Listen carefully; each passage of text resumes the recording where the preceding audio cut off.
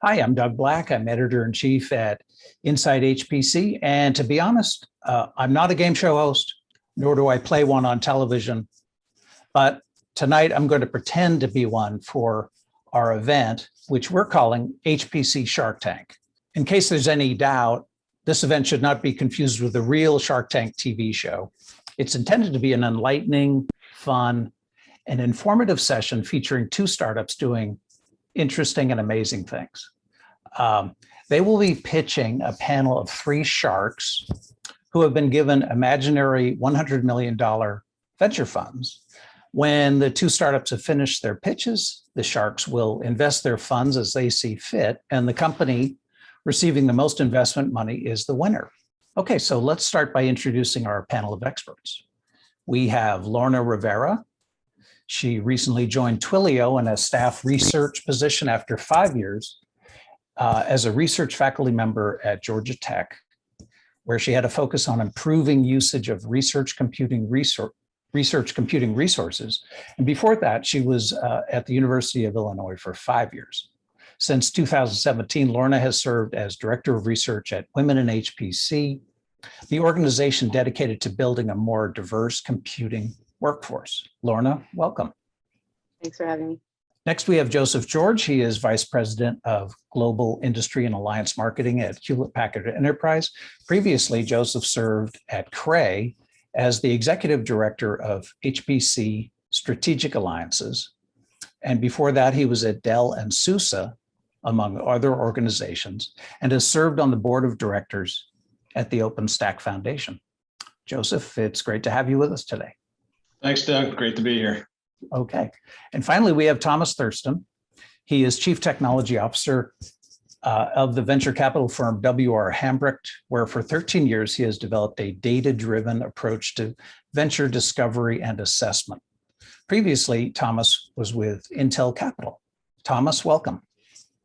Thanks, Doug. Okay, so now let me introduce our first contestant startup. The company is InfinityQ, a Montreal-based women-owned and women-led company that has developed a cloud-native platform and quantum analog computing technology. Representing the company is Chief Technology Officer, Dr. Christina Cappanova. She has been part of the group leading the HPC and quantum community in Europe. Last year, she co-designed the new petascale supercomputer in Bulgaria, which is part of the Euro HPC infrastructure. She is active in the Partnership for Advanced Computing in Europe and has worked on the Human Brain Project. Chrissy, welcome. Oh, thank you very much. Okay, well, please tell us about InfinityQ. Well, thanks, Doug. Hi, my name is Jackie Headsmith, and I'm the Director of Growth here at InfinityQ. We're a full stack quantum analog managed service provider, and we like to say that we find simple solutions to impossible problems. We know that quantum computing can help across a variety of industries like the ones you see here, but it's a confusing space for clients to navigate and a long tail for when there will be mainstream solutions. For instance, in theory, quantum and HPC can make a great team because together they can tackle just about any problem out there. But the rub is this: current quantum computers have some major bottlenecks and most use some form of cryogenics. And integration projects to classical systems seem light years away. Well, this changes today. To us, the white space was loud and clear. So we figured out a way to harness certain quantum effects by means of analog circuitry and circumvent these barriers. With the reliability of analog electronics, we can scale our qubits quickly and work at room temperature. Thus, we created a new type of computational device, the quantum analog computer, that uses collective computing without the need for error correction or cryogenics, the best of both worlds. But you're probably wondering how. So it turns out that analog and quantum are kind of like soulmates. Together, you can't really tell when one starts and the other begins. From our device on the left, you see the twin peaks, which represent the Gaussian wave splitting into two, a typical representation of the superposition of states. We can get this because of some pretty intricate and irreplicable stuff, but here are the highlights. So first, we build our qubits to represent the dynamics of an electron in an atom and lambda configuration. So this two-level system. We replaced Josephson junctions with our secret sauce to create a quantum two-level system, which eliminates the need for cryogenics.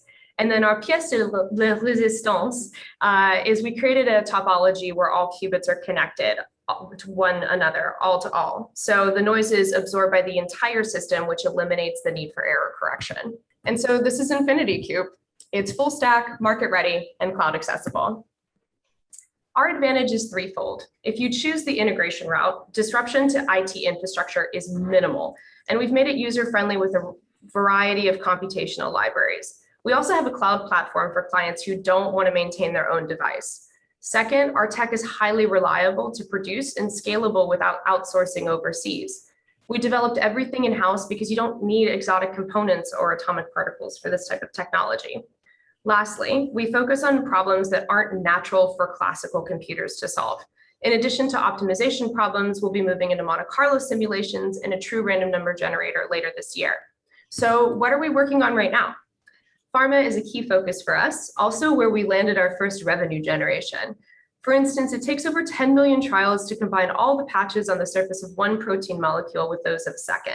The searching algorithm is an optimization problem, which is why we work with pharmaceutical companies on drug design. Instead of using classical optimization methods, such as the evolutionary algo, we use Infinity Cube's power. Finance is also full of impossible problems perfect for Infinity Cube, like the ones that you see here. So this month, we developed a portfolio optimization POC that can crunch a 500 asset portfolio in just a few milliseconds. And because we have analog circuitry, it only pools the energy of a light bulb. On its own, it's a great start, but add in the power of an integration with an HPC to handle some of the parallel computing components for more complicated investment strategies. And who knows, maybe retirement will become a possibility for all of us. So I'm sure you want proof. Here are our Tsp results. Here we clearly show the speed up against classical algorithms for such combinatorial problems. The right side plot shows the results of Infinity Cube for up to 100 cities, but by adding more cities, we always remain in the sub-exponential regime. And this is just with our first gen prototype. None of this would have been possible if not for our dynamic and diverse leadership that was able to connect the dots between quantum and analog. We have 10 full-time employees from best-in-breed firms in cybersecurity and engineering to designing HPCs and researching neural networks. Our advisors provide us domain expertise from both the research and the applications perspectives. Look, we built our company at the start of this pandemic. There is more to life than just finance and pharma, and we know it. We all saw firsthand that the world needs flexible, faster, greener solutions. Our long-term mission is to help make our businesses and governments more resistant to black swan events. In short, we hope to leave the world a little bit better than how we found it. We're currently closing a $5 million seed extension, but we're always looking for investors that can validate our tech and specialize in sustainable growth in North America and beyond. We're also happy to announce that in May, we signed our first integration MOU with the Euro HPC Center in Sofia, their petascale supercomputer discoverer. We have selected 4 partners to develop paid POCs, which when combined with our integration contract means we'll hit $5 million in revenue by the end of the fiscal year. And next year, we plan to move out of the POC phase and into a hybrid managed service and integration model. So with that being said, we'd like to thank you for listening to our pitch, and we look forward to helping you solve your impossible problems very soon. Thank you, Infinity Q, and let's turn it over to our panelists. Thanks, Jackie, and for that presentation. Really appreciated it. I have a kind of an early broad question. You mentioned a little bit about the advantages to Infinity Q's technology. And so could you talk a little bit more on the business side? What's your overall mission? What are you trying to make better, besides the actual technology? I think at this point, it took us a little while to find our footing with market positioning, but we're really looking at resilient tech. Right now, as a startup, it makes sense to go for the low-hanging fruit and develop the technology in finance and pharmaceuticals, and not that those don't have amazing repercussions and amazing results. Most especially in drug design with pharmaceuticals, I think we can really make some amazing strides there with quantum as a technology, but we're looking more at a green technology. I mean, I think the beautiful thing here is that because we are using analog circuitry, we're only pooling the power of a light bulb, and it's only going to go down as we build out new architectures and we continue to shrink down the tech. And so, yeah, I think we have a really cool opportunity here to showcase ourselves as a green tech and a clean tech. Thank you. Yeah, great pitch, folks. This is fantastic. I really liked it. And also kudos on the diversity of your leadership team. That's really inspiring. I know I'm the marketing guy here, so I'm going to ask a very marketing question. Hint, I'm actually not going to ask a marketing question. So when it comes to quantum, error correction, keeping things at a temperature that's like crazy cold is all staples of quantum. Without revealing your extra secret sauce there, how are you able to do this? And it sounds like you're using analog technologies to do this. Can you comment a little more on that? Yeah, so I'll take this question. So pretty much what we were looking at is how you can build a qubit, but without all the necessary cryogenics, without the difficulties of an atomic object, which are very hard to control and operate with. And we were saying, is there a possibility to exactly model the mathematical framework of an atomic object, but build it with analog circuitry? And the answer is short, yes. So our qubit or our analog circuitry is an exact representation of an atom in lambda configuration, just built with electronic components. It's very stable, and therefore it allows us to work at room temperature. The second point to the equation is the error. So we're not using a gate approach. This makes us more close to the adiabatic computing, but because we are using a collective computing technology and topology, so all qubits are connected to all others, that means that every time a computing happens, or you have an impure element that creates a little bit of error, this error is dispersed throughout the network, and computing can proceed irrespective of this little error because it's distributed throughout the topology. And this is great because not everyone can connect all qubits in an auto topology in such a way, which is also scalable. Wow. Okay. Before Thomas comments, so really, essentially, you've understood the properties that are underlying behind quantum computing, and you found a way to create that. Artificially is probably not the right word, but you recreated that those properties so that you're able to do quantum computing without all the fundamental pieces that a lot of the science, at least the characteristics that are negative to quantum computing. Yes, what is essentially, and you are right, we're calling it artificial atom because it's a one-to-one correspondence just built in a different system, but it's a representative of the physical system that we want to model. And one of the great things is that analog has been here for, I would say, over 70 years. There are certain negative portions of it, but now we can exploit the possibilities to model such a system in a way that we perform or exploit an effect such as superposition of states in a very natural manner without the need for error correcting. At the same time, we're not claiming to be a total quantum, like a quantum in a cryogenic freezer or gate approach. So we stay clear of those comments, but we exploit the computational speed of something that everybody enjoys and everybody searches for, because the world needs more computational power without the huge energy consumption that you observe either in quantum computers with increased number of qubits, or with HPC devices that are pre and exascale. Great, thank you. Thank you. This is really interesting. Just in terms of benefits of this approach, right? You've talked about speed, you've talked about low power consumption. Could you just help me understand what would be the benefits of this approach versus just an HPC system? I mean, could you more specifically, I mean, what are some of the reasons to do this? So one of the reasons is that, especially in molecular dynamics or protein docking or problems that are extremely computationally expensive and don't scale well, irrespective of the number of nodes you use, because at a certain point, okay, it will scale well to a certain number of nodes, but then you have communication problems. Here, the more complex the problem is, the better the computational speed, because it's naturally embedded into the topology of the machine, and therefore it's just natural representation of those physical effects like adiabatic process in molecular dynamics or protein folding, search in space, or any other optimization problem that is extremely suitable for machines such as ours, but not natural to be represented in digital format as an HPC machine, especially when you search through a huge space of solutions where we can rapidly explore it because of the superposition of states. And thank you, that's helpful. And it sounded like your goal is to be a platinum service provider, but did I misunderstand that, as opposed to selling hardware? Yeah, okay, I think I can take this. So as a startup, I think we're pretty fluid when it comes to our revenue strategy. But what we're seeing is that there's a lot more traction in integrations.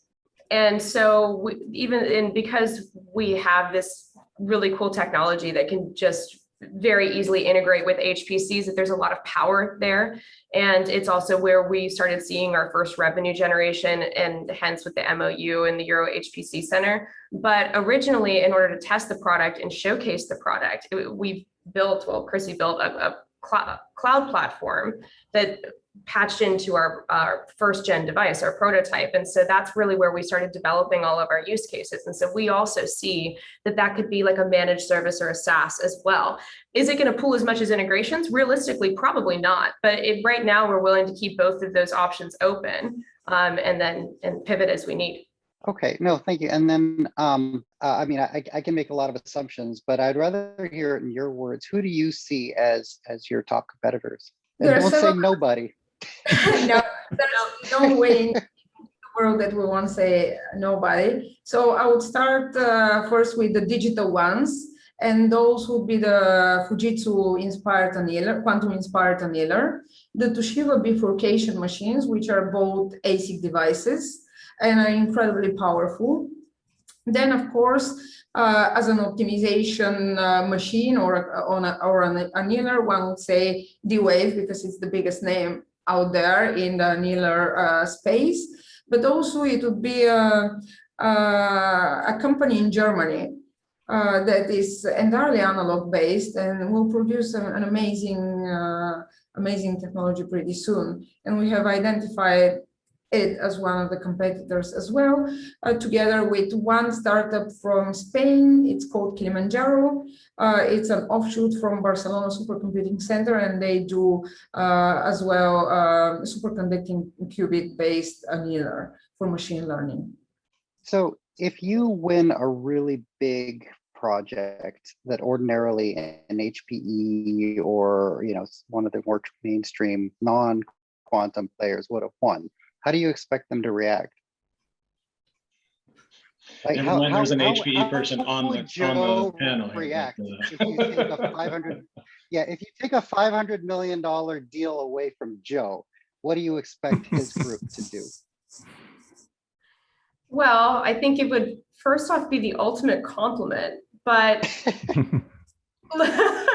I mean, how am I even supposed to answer that question? Because we like to stay pretty friendly with Quantumverse. I think we try to proliferate ideas and be a friendly part of that community, but there's always money. I mean, it's the point is that quantum is still a very new field, even though it's been researched for a long time, but it's a growing market, and the total addressable market keeps growing. So maybe we only took one contract for them, but there's a lot of market to share. And so we can all be in the same space.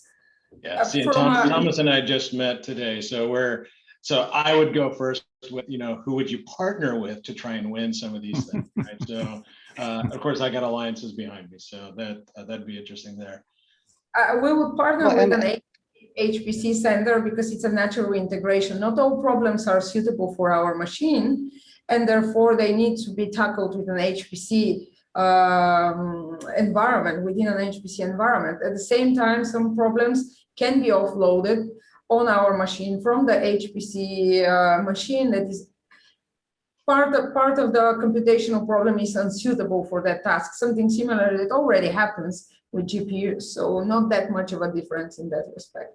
I'm going to ask another question because I've got a 100 million I need to invest as well, Thomas, and as does Lorna. So I'm going to give the floor to her as well. How does we talked a little bit about the competitive landscape Thomas brought up, but what about like the academic circles, right? So quantum computing it's an academic science. There's a lot of science behind that.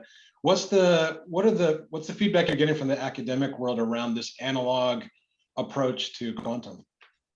Actually, we have been getting a very excited approach, very excited feedback. One of the things is that we can do practical computing today, something that is unobtainable with current technology because you need a large number of qubits.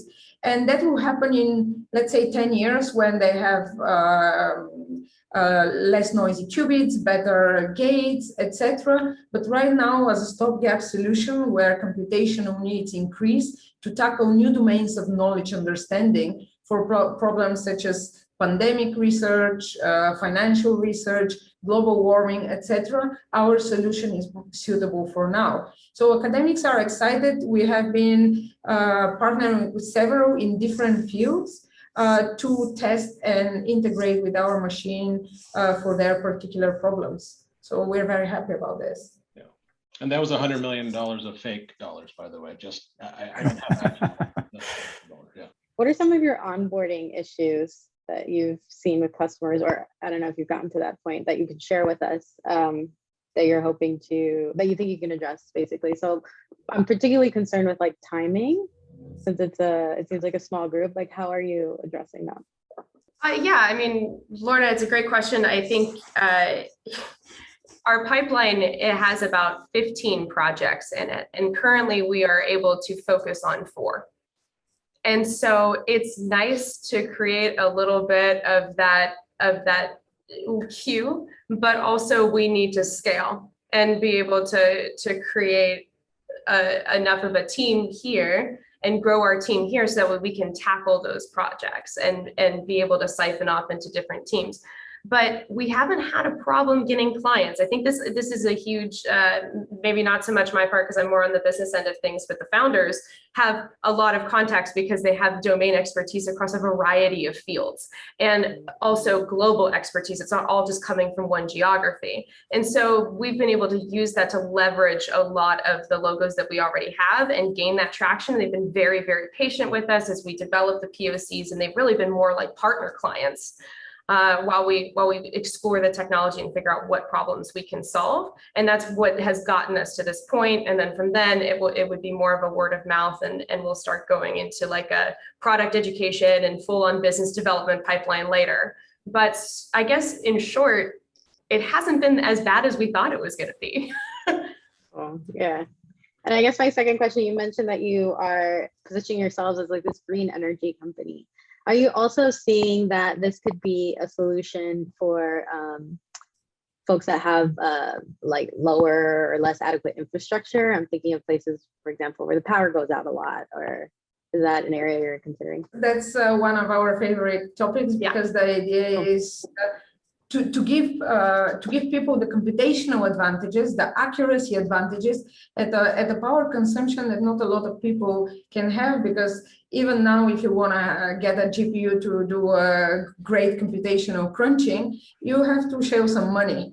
And the idea is to present a level playing field with our technology without the need to scale the energy consumption in such a way that current hardware does. And that's one of our great benefits and advantages. Because it's basically analog, we can also teach a lot of people to do it themselves in a variety of regions to tackle their own particular problems, irrespective of what that problem will be in the specific geography, because every little piece of land has their own specific issues. Infinity Q, thank you so much. So let me now introduce our second startup. It's Cambridge, Mass-based Catalog, which is developing DNA-based storage technology.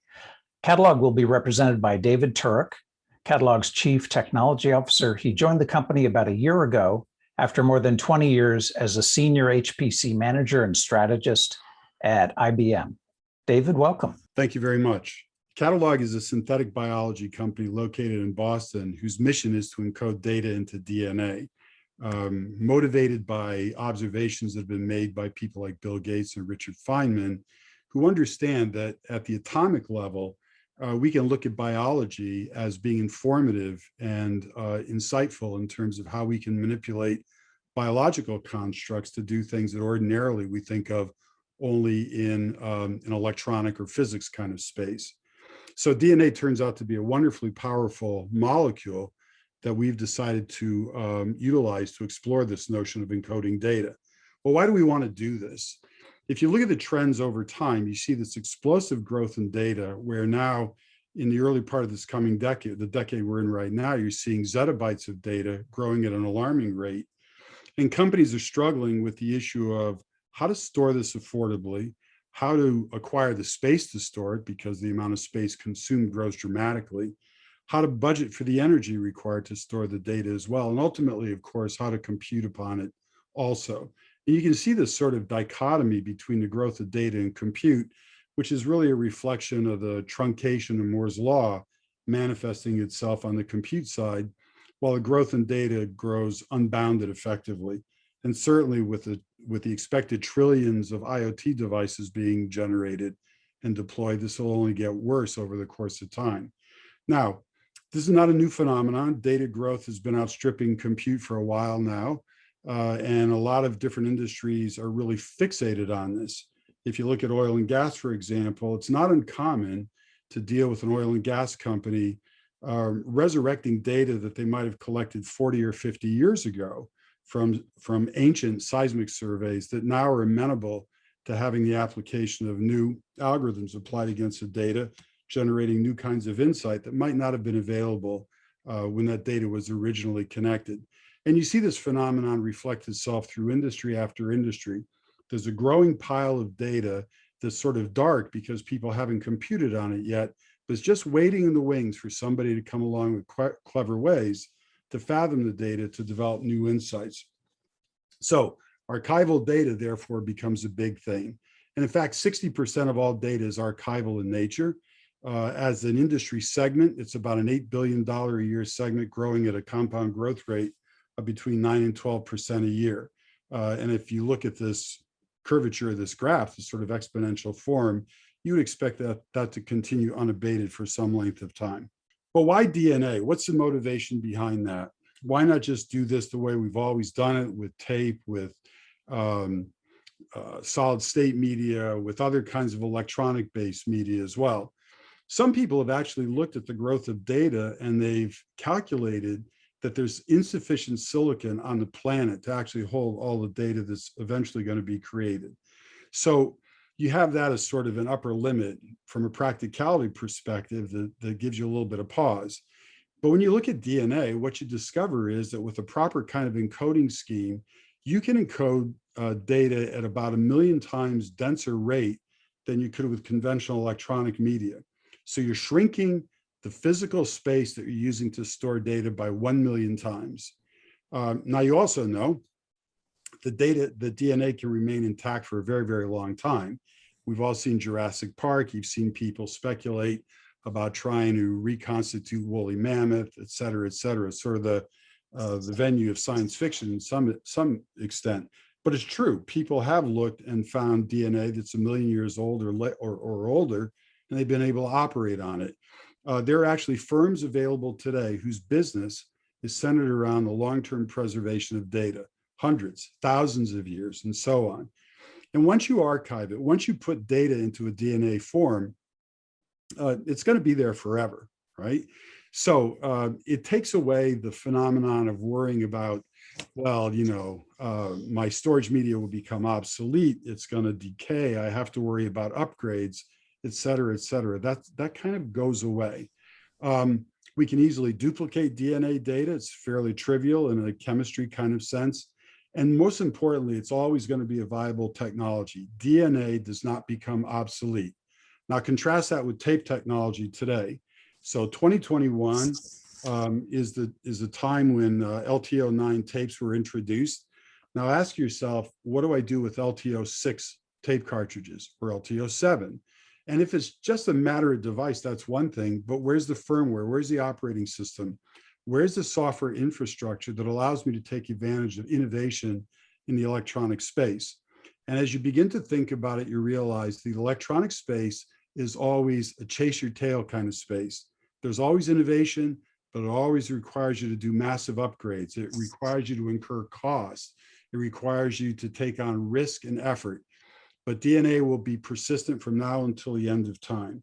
And it's only going to get better for us because new devices will be created out of the genomics industry to more quickly read DNA. There'll be new innovations to operate on DNA. There is an adjacent space to what we're doing that's tremendously funded that'll simply drive more and more innovation from both a scientific perspective and also a tooling perspective to help us operate on DNA. Okay, so as I said before, DNA has been looked at for storage for a while. This is an example of the first time when DNA was actually used to encode data. It's a byproduct of an artist's effort to try to render a Germanic rune into DNA. You can see here a very natural concept of how you would do this. You look at the letters that constitute the building block of the DNA molecule, and you assign numeric values to those building blocks. So A gets a 1, 0, T gets a 0, 0, so on and so forth. And it's a very dense way to represent data. However, from our perspective, we began to look at this completely differently. We actually looked at this from more of a computational perspective at the beginning than a chemistry perspective, and observed that that classic way of encoding data was a pathway that simply wouldn't scale very well at all. It takes about 2 minutes to synthesize each base in a DNA molecule to represent that 2-bit value. What we did instead was we borrowed concepts from classic movable type kinds of models. This happens to represent a Korean implementation of this, which predates what we saw coming out of Europe a few hundred years ago. And so what we do is we actually manufacture small snippets of DNA, and we create a library of unique snippets of 114 in quantity right now, and we combine them combinatorially. So we sort of stitch them together. Ligate would be the chemistry term. And by virtue of that, we take small snippets of DNA and make a longer DNA molecule. And using the combinatorics of 114, we can actually use that to create about a terabit of data out of a library that size. We've outsourced the manufacture of the DNA. We can do this commercially cheaply. And what we focus on is how do we stitch these pieces of DNA together? This is a pictorial example of how it's done. We start with a small piece on the left-hand side and simply build it up with other unique pieces in the center until we create a library on the right-hand side. And eventually, you get a library that looks like this, where each unique molecule represents a bit position in a bit stream. So the 0 bit position is depicted by the molecule on the left, the second bit position of the next molecule, and so on. And each one of these molecules are unique from each other by virtue of the combinatorics of what we did earlier. Now, that's the chemistry, that's the mathematics, but what's the practical notion of how we implement this? So we designed a machine that we call Shannon, named after Claude Shannon, father of information theory, and it automates the process of chemistry. Now, this is a critically important element, because if you think about the way people talk about encoding data into DNA in the literature, principally what they're doing is they're giving you a story based on bench chemistry. And we know from designs of computers that I've done and other people have done that there's a big difference between writing down a plan on paper and actually building something to do it in real life. You start to see the intrusion of engineering and other kinds of phenomenon that make you rethink the way you're thinking about things. So this machine, we designed about a year ago. It's operational in our laboratory in Boston. You read it, if you will, by starting on the left-hand side of this picture and working your way over to the right. It's novel in the sense that it incorporates inkjet printer technology. You see that little circle on the top that says print engine, which is actually used to deposit these little snippets of DNA we talked about on a moving plastic webbing that goes through the machine. So imagine, if you will, a whole bunch of print heads with a whole bunch of nozzles measured in the thousands, depositing under software control little snippets of DNA in a spot that then is exposed to an enzyme that causes them to react to create those constructed molecules that I described earlier on that represent the bit value and the position in a bit stream of a stream of data. It then goes over to an incubator, the chemistry takes place, and eventually it terminates over on the right-hand side where we see a pooler, which is just another depiction of chemistry that causes the chemical reactions to stop. We then take all the DNA off the plastic webbing and we can process that, meaning we can either save it in a particular device for a year, 100 years, 1,000 years, 10,000 years, or we can send it to a sequencer, classic kind of machine that's used in genomics today, to read the data back and operate on it. So the machine exists, it's in operation, it automates a process. We do about 500,000 chemical reactions per second with the machine, and we're capable of producing a terabit of data a day. All right, so what does this all take us to? It creates a different kind of world in terms of how we think about data as we go forward in time. So we know from the very beginning about the growth of data and how problematic that is. But now we see we have an approach, we have machinery, we have automation, we have science in place that lets us overcome the fundamental limitations in terms of space, density, and energy that's characterized by silicon-based devices, tape devices, and so on. The amount of energy used for storage is effectively negligible. I don't have to worry about creating a building to house tape and to worry about cooling it, about operating it, about having people there. I can take the entire contents of Wikipedia and I can put it in a single test tube that would fit between two fingers like this. The archives are portable. I can move things around quickly. I don't have to worry about trucks and things like that. And the approach we've taken, because it anticipated computing from the very beginning, is about 1,000 times cheaper than other approaches we've seen in the marketplace from people who have used that classic kind of encoding scheme of applying bit values to the bases that constitute the DNA molecule. It gives us an intrinsic advantage in terms of speed and cost and so on. The system is also scalable. So we do a terabit of data today. By making small adjustments in the design of the machine, we can increase that by 5 orders of magnitude without very much difficulty at all. It comes down to engineering, not science at this point. All right, so that's storage. It gives you a chance to go after that $8 billion a year opportunity. That's great, but we think there's more in front of us here. We've actually begun to do work on the application of DNA to compute on data as well. So there are a variety of different domains that we've begun to explore that can take DNA molecules and use it for search, for digital signal processing, for fast Fourier transforms, for a variety of other kinds of approaches in data analytics that we're beginning to experiment with now. We have a number of proof of concepts in place. These are Fortune 50 caliber companies. They range from oil and gas to finance, movie industry, and research institutions that are all looking at this from slightly different perspectives, but all looking to see if we can really bring this idea of compute and storage together in a single kind of construct.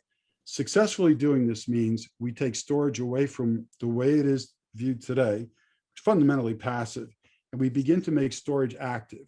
You now look at having storage incorporating data and DNA that can be operated on computationally, also with DNA in perpetuity. You just put it in the background and let it cook, if you will, while you're using your conventional computing to do other things. It's a way to factor data down to a more digestible amount of data that you really have to operate on, but it lets you do computing at a very, very low cost, low energy level that is potentially transformational to the industry at large. Now, we've exited our Series A funding. It was oversubscribed. That was concluded last fall. We're getting ready for our next round of funding. Conversations have been going on with a number of companies. We would really encourage you to take a close look at what we're doing in terms of the potential value of what we have to bring to the table here. I will tell you that we're probably 2 years away from going commercial from where we are today. But the conversations about channels, partnerships, and so on are being undertaken as we speak.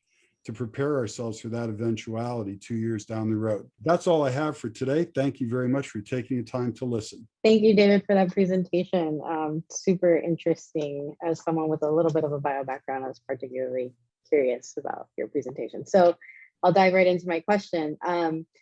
It sounded very, very like you're in the deep research side of things right now. Are you thinking that in the 2 years to market, are you expecting to go more on the academic side to have your product released, or are you considering having it out available for lots of different markets? I'm trying to understand where you're starting first. All of our existing collaborations today are non-academic. They're all commercial enterprises in the industry segments I mentioned previously. And it's motivated by need as articulated by these companies who are struggling with the preservation of data through time, and also looking for ways to explore pathways to computation that are unavailable to them today. So I think that our early forays will be archive as a service, and then compute on archive as a service. And we open up the possibility of deployment of physical devices in commercial enterprises. We've already begun looking at techniques to radically reduce the size of the machine I depicted earlier by using techniques like microfluidics and so on, biology on a chip, if you will. And we think if we can do that, we can get down the desk side size very quickly. Thank you. I guess I'll go next. So Dave, good to see you again. By the way, boy, really interesting topic. I've been reading about DNA-based technologies for a bit, and frankly, it was always a little abstract in my mind. I wasn't exactly sure what that really meant, and I have a follow-on question later on that topic. Sure. But you answered one question, which is the business model, right? It as a service makes a lot of sense. I like that idea of archive as a service. The question I have is around the cost or the pricing. A lot of trends in storage, I'll just say traditional storage, like you showed on one of your slides, is to really get that price point way, way, way, way down. With the technology that you're developing, the machinery, all that sort of things, DNA, managing DNA, do you see yourself being priced competitively versus the storage trends that we're seeing happening in pricing? Yeah, our view is that storage will continue to improve in terms of price performance. Our belief is that we need to be within a neighborhood of that price. We don't have to be price superior. And the reason for that is because of the other features I outlined before, the replicatability, the low energy, the density savings, and so on. So for example, if I can help you avoid building a building to house your data and instead give you a shoebox to hold all your data, that's a tremendous cost savings that you just realized. And then, of course, you can divert that savings to other kinds of analytics that you want to do on the data that you do store. So it's within a neighborhood. And I think what we're beginning to see from the partners that we're working with is they're thinking about storage in a slightly different way than we have historically.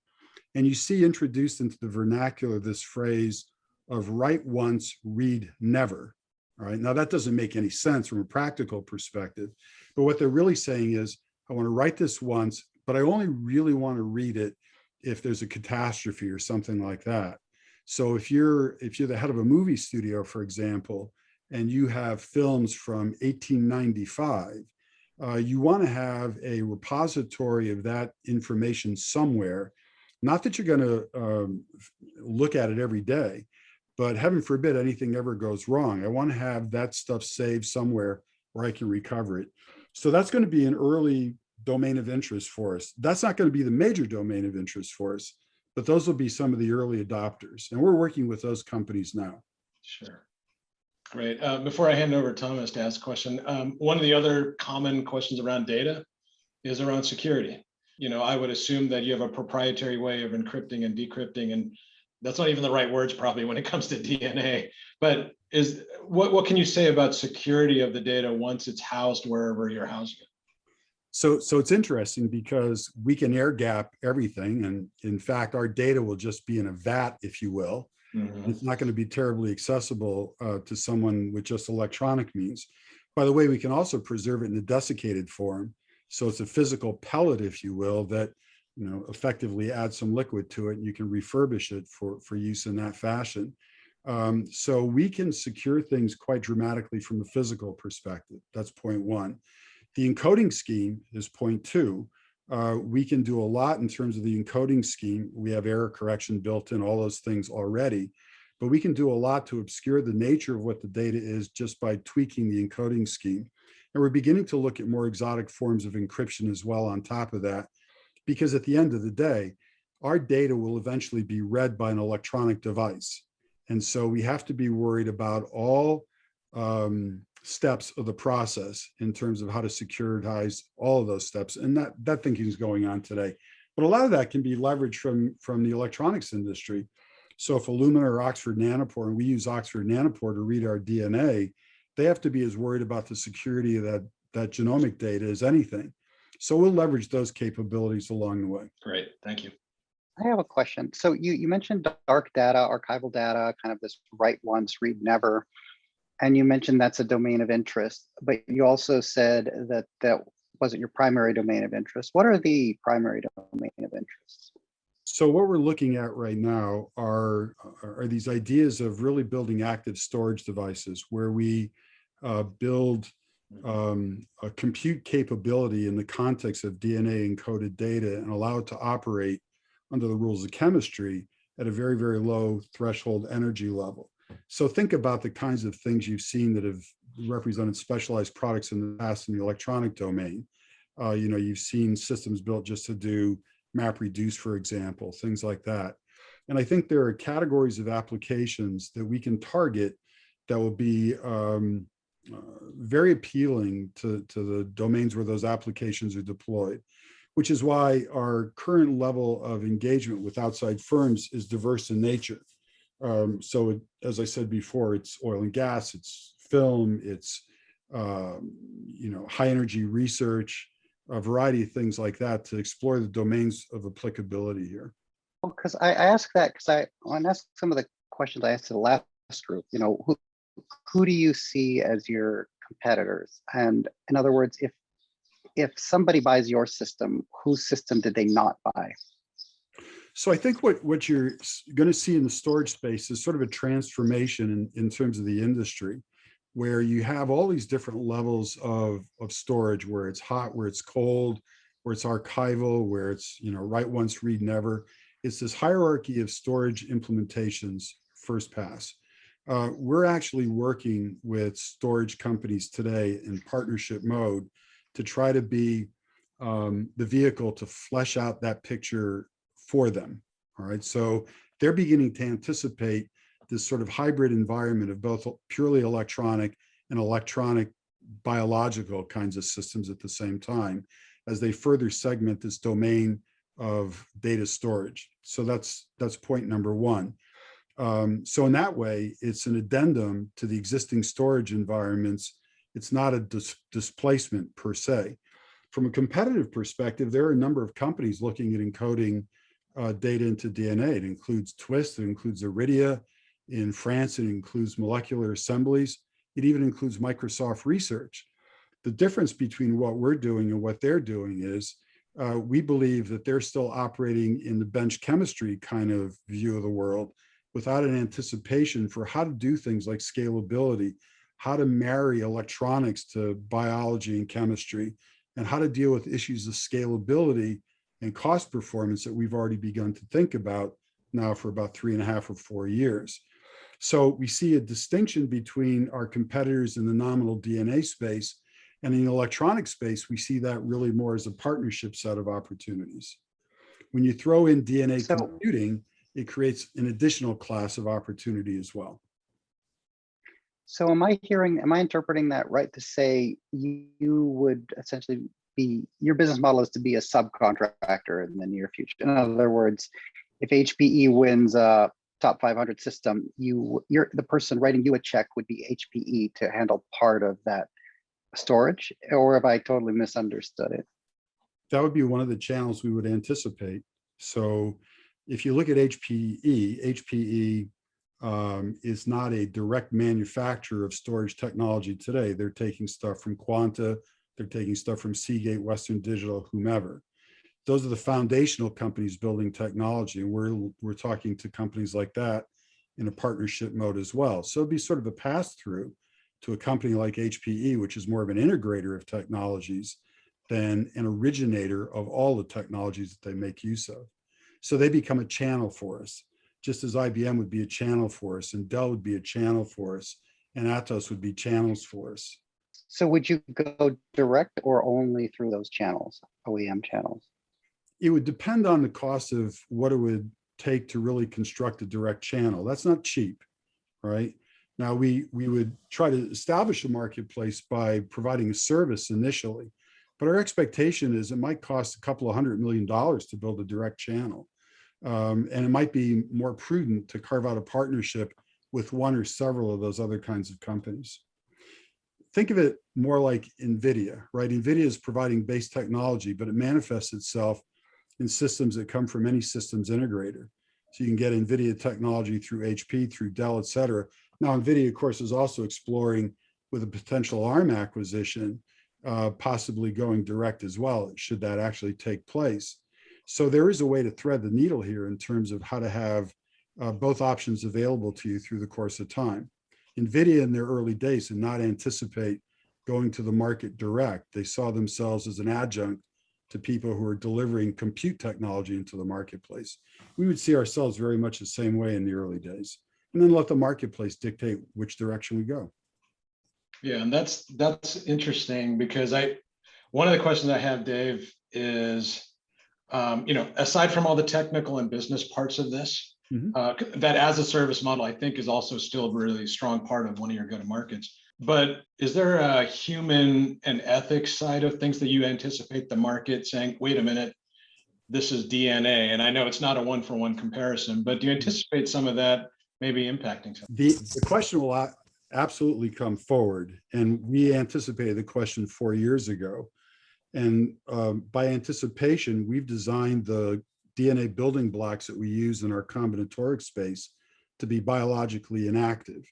And what that means is that although we're going to produce molecules of maybe 500 base pairs in length at the end, the cost it would take using today's tools, CRISPR and things like that, to modify those molecules to do something pernicious would be so costly that you'd be better off starting your DNA molecule from scratch and building it in that fashion.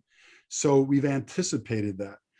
There is a problem for our competitors in that regard, however, and that is because they're not using a fixed set of building blocks. If you deliver a string of zeros and ones to one of our competitors and say, encode this into DNA, they don't know a priori what that molecule will look like or what its capability is after they do the encoding.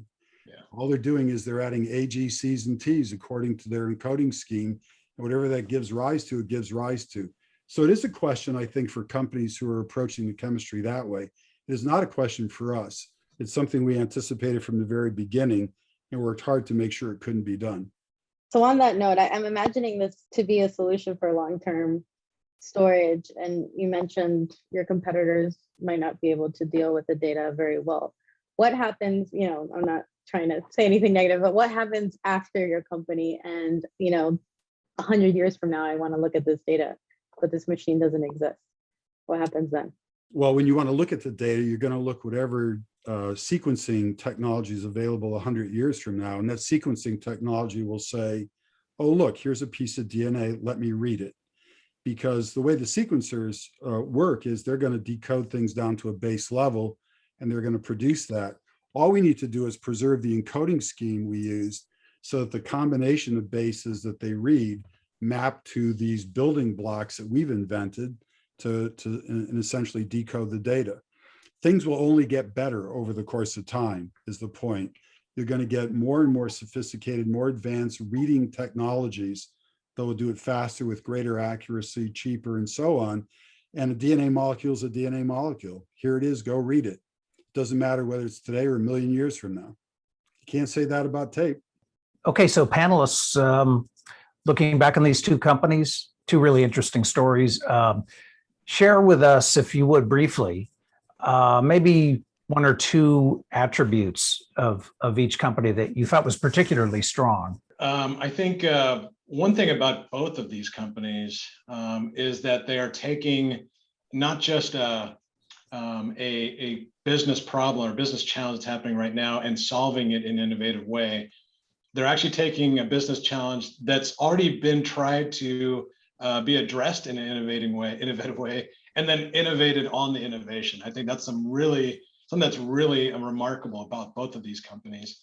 That I will say for both of our contestants here today, that's a big win in my book. It's not just saying we're the next quantum company, we're the next storage company, but rather we're innovating upon innovation that has started to happen. So I think that's great. Nice, nice. Lorna or Thomas, please. I'll just jump in and say that both teams, I asked David at the end, and Jackie and the Infinity Q team mentioned this earlier. Sustainability in my mind is something that's really important. If you're looking at, integrations should be a priority, and they call that out specifically in Infinity Q. David mentioned it at the end, being able to read this data, DNA is DNA, later on. So to me, that was really important, especially as a researcher, knowing that I can get to my data at any time, or people who come after me can get to it. That's critical. So knowing that there's that continuity, that sustainability, I thought that was great. Great. Thomas, please. I thought they're both really interesting. And, I think what was fun is they both represent potential punctuated equilibrium in the trajectory of the technologies, right? These would be whole step changes.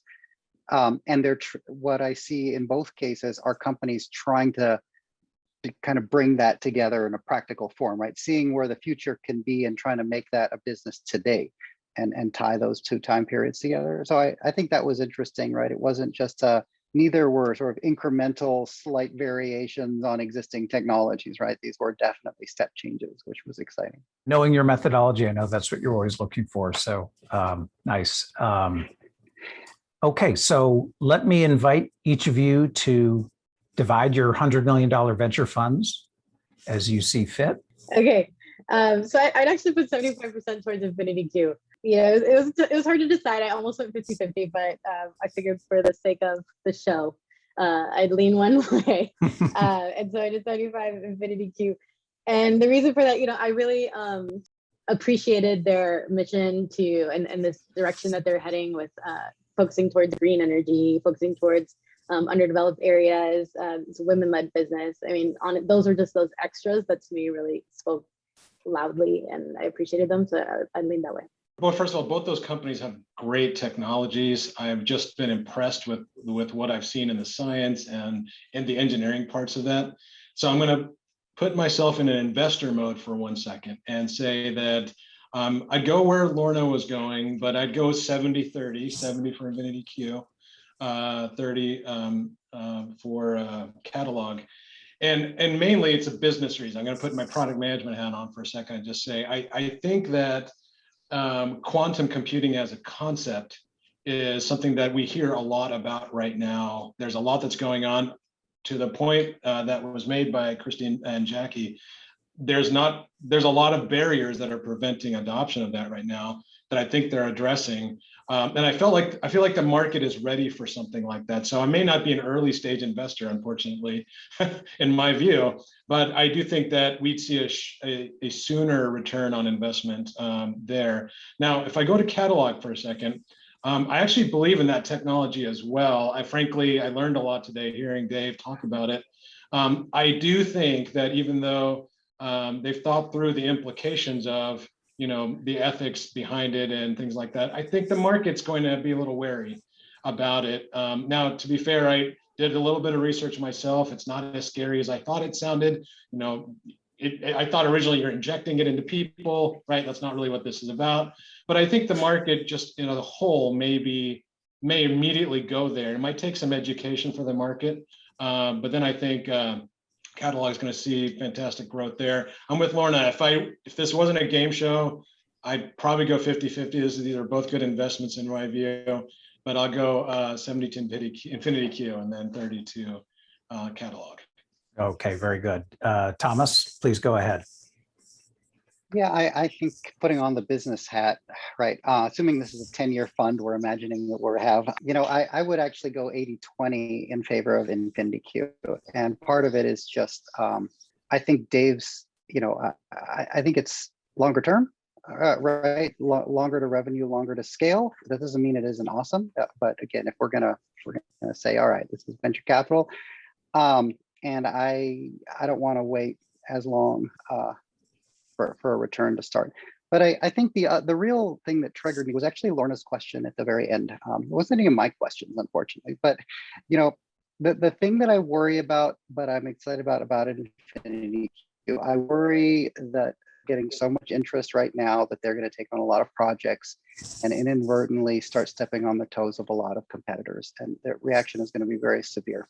But where I started to get excited is this idea: if they focused on geographies or areas where there's resource constraints, power constraints, in other words, places where you can't stand up a traditional HPC system, but you can put this system there. So they're not stealing away designs, they're actually creating a bigger pie by going to places where a traditional system struggles or can't. And I felt like if they do that and said that's the only kind of opportunities we're going to take, and we're going to actually say no to all these really enticing opportunities that are off mission, I'd go 90-10 instead of 80-20, but obviously I like that already.